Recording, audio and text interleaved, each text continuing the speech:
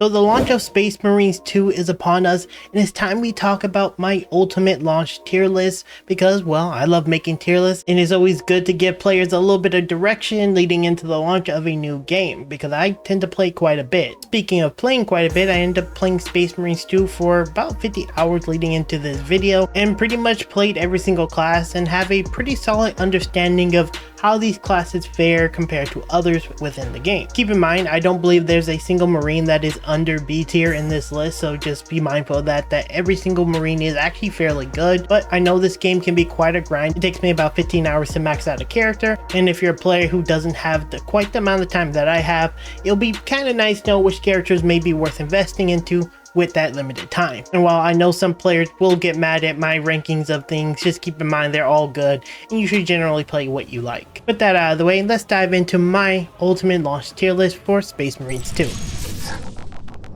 So first things first, we're going to be looking at the Assault, and the Assault is by far my most played Marine as of today.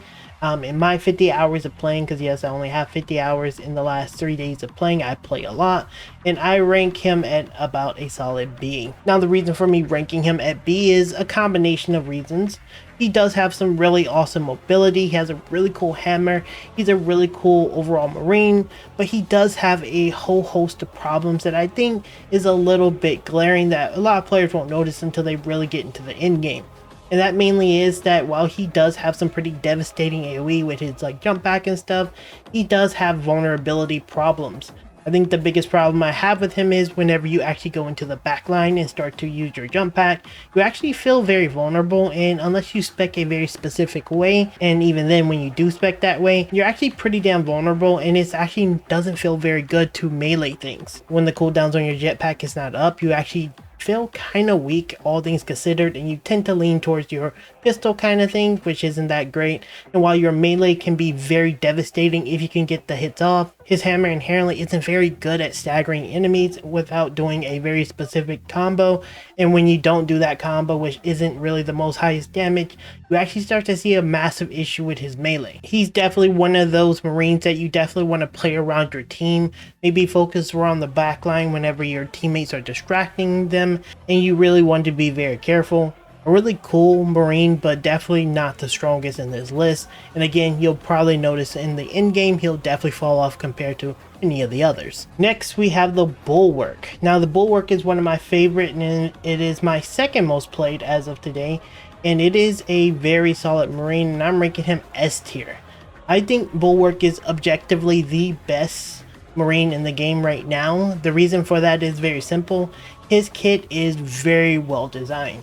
Not only does his power sword have two functions, which is a very fast style that's really good for like 1v1ing, he has a power form that's really good for AoE, he has a shield, and he has a really solid pistol, which for example with the Assault, who has a okay hammer and a really okay bolt pistol, he has a really strong plasma pistol, and he has a really strong power sword that can stagger really well with every single hit. Not every single hit, but he staggers pretty damn hard, and it feels really hard to like break his defense.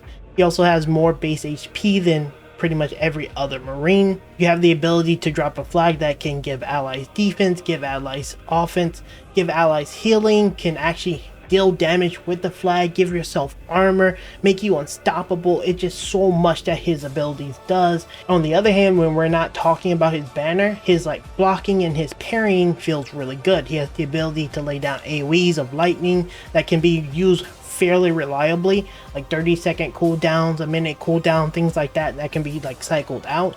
And so you actually create really strong zones of control while also having some of the best defense, and the only class that I can tell so far that can absolutely block every attack if you choose to. Not all of them, like the unblockables, but like a lot of the chip damage like stuff he can block, and his kit just has so many great synergies. I think he is objectively the best character in the game, and definitely one that I have a lot of fun playing because I can just 1v1 everything. Next we have the Sniper, and the Sniper is a legendary class in most games, something very sought out, and I'm going to be ranking the Sniper as a A tier. Now the reason why I'm putting the Sniper at A tier is a very few reasons.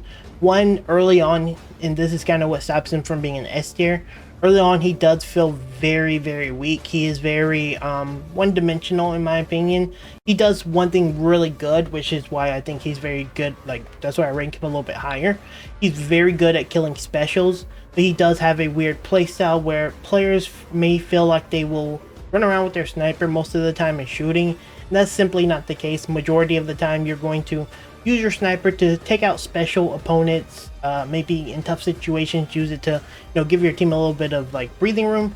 But in most cases, you're going to be using your sidearms, kind of moving around. He is one of those characters that require a lot of good position. You kind of want to use your cloak to, you know, give yourself, you know, a little bit of breathing room, or use it to help support your team, which I think some players will struggle to do. But because he has the very strong killing potential that he has, he is a very good character to have whenever you do build him, because eventually he does get to a point where his cloaking becomes really high. You can use it quite a bit.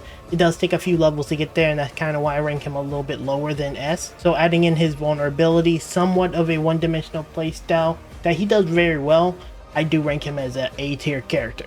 Next, we have the Tactical. And the Tactical is a very good class, very underrated, I would argue, but I'm actually going to rank Tactical S tier.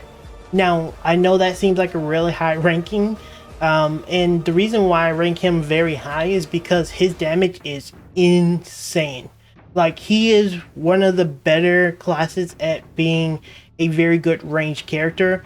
But when you need your team to be effective at just killing targets from a distance, the Tactical is actually really good at it. You'll notice a lot of his aspect scan stuff really gives him a lot of versatility. I think one thing that sets these S tier characters apart is whenever they have a special ability and they have something on their kit, whenever it's not one dimensional, it makes them feel much better than a lot of the other characters. The Tactical actually brings a lot to the table with their skills, and outside of their abilities, their base kit has a lot of like value. He's not the most defensive, but he does do a lot of damage. He does give it a lot of team utility, and I think that he's a very great character. Next, we have the Heavy. Now, the Heavy is one that I was very surprised to see be as good as he is. I'm not really a minigun style player because, well, I just don't like miniguns. I like the more AR SMG style play styles, and this guy is actually very surprising, but I'm gonna put him at A tier. Here's why. Now, the Heavy has very good range synergies. He has some of the best team buffs in the game, if I'm being honest. He has like one of his passives make it so that whenever he uses his Iron Halo, if allies are within the range, it will recharge their abilities by 50%. That is a monstrous perk in my opinion that makes him really strong.